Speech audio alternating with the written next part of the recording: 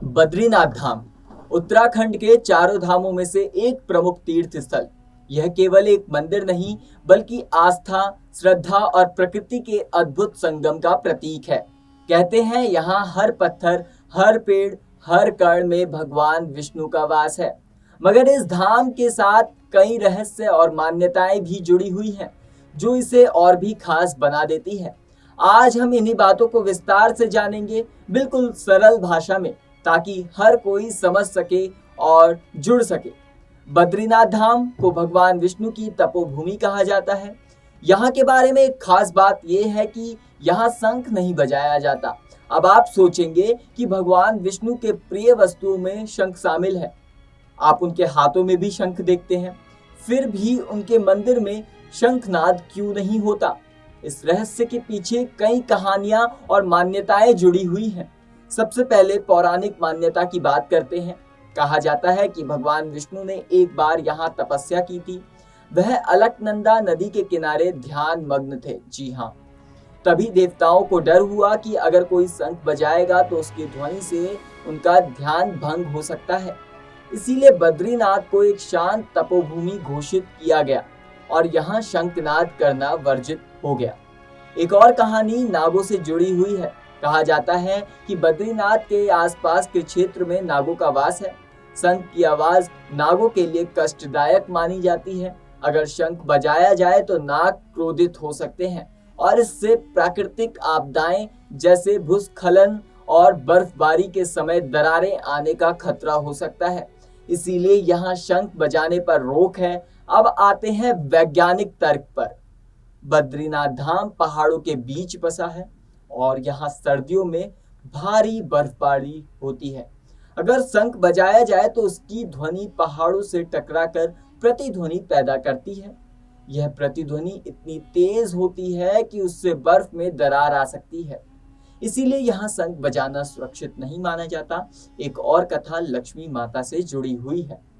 कहा जाता है कि एक बार माता लक्ष्मी बद्रीनाथ धाम में ध्यान कर रही थी। उसी समय भगवान विष्णु ने शंखचूर्ण नामक राक्षस का वध किया। हिंदू परंपराओं के अनुसार विजय के समय शंख बजाया जाता है, लेकिन भगवान विष्णु ने माता लक्ष्मी का ध्यान भंग नहीं करना चाहा, इसीलिए उन्होंने शंख नहीं बजाया। यही परंपरा आज तक चली आ रही है। बद्रीनाथ धाम से जुड़ी एक और पौराणिक कथा अगस्त्य मुनि ने भी है।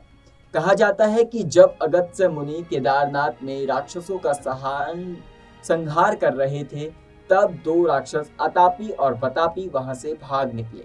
अतापी मंदाकिनी नदी में छिप गया और वतापी शंख में जाकर छिप गया। माना जाता है कि अगर उस समय कोई शंख बजाता तो वतापी बाहर निकलकर भाग जाता, इसीलिए यहाँ शंख बजाना वर्जित हो गया। अब बात करते हैं बद्रीनाथ धाम से जुड़े कुछ और अद्भुत रहस्यों की।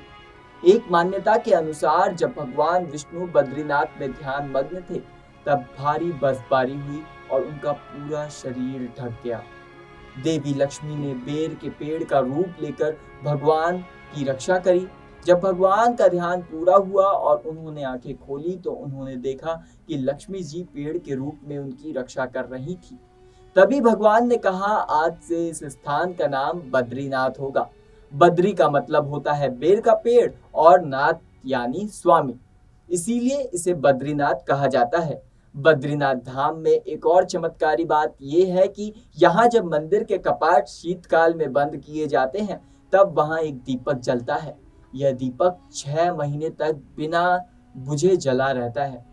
जब 6 महीने बाद कपाट खोले जाते हैं तो दीपक वैसे ही चल रहा होता है।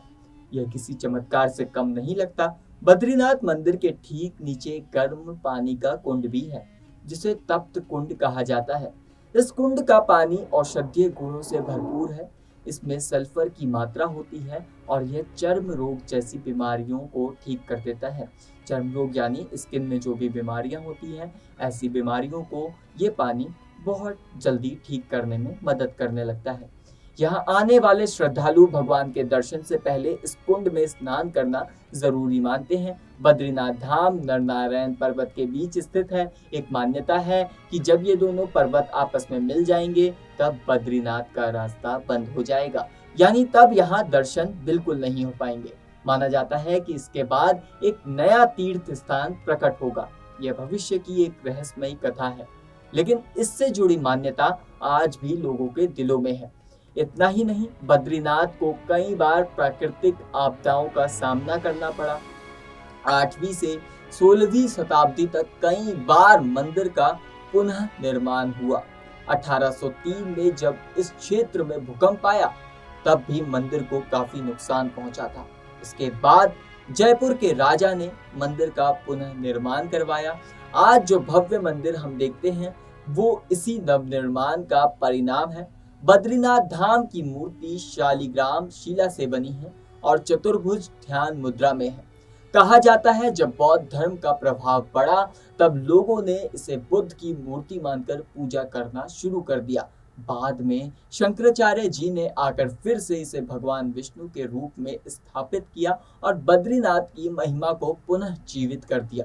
शंकराचार्य जी ने यहाँ लगभग 6 महीने का समय बिताया और फिर वह केदारनाथ चले गए। तो यह थी बद्रीनाथ धाम की अद्भुत कहानियां, रहस्य और मान्यताएं। यह सिर्फ एक मंदिर नहीं, बल्कि आस्था का केंद्र है। एक ऐसी जगह जहां हर पत्थर में भगवान विष्णु का वास माना जाता है। यहाँ आकर हर कोई एक अलौकिक शांति का अनुभव करता है। अगर आपको यह जानकारी पसंद आई हो, तो इसे अपने दोस्तों और परिवार के साथ जरूर शेयर करें, ताकि और लोग भी बद्रीनाथ धाम की इस अद्भुत यात्रा का अनुभव कर सके। और जुड़े रहें नेक्स्ट 9 स्पिरिचुअल के साथ।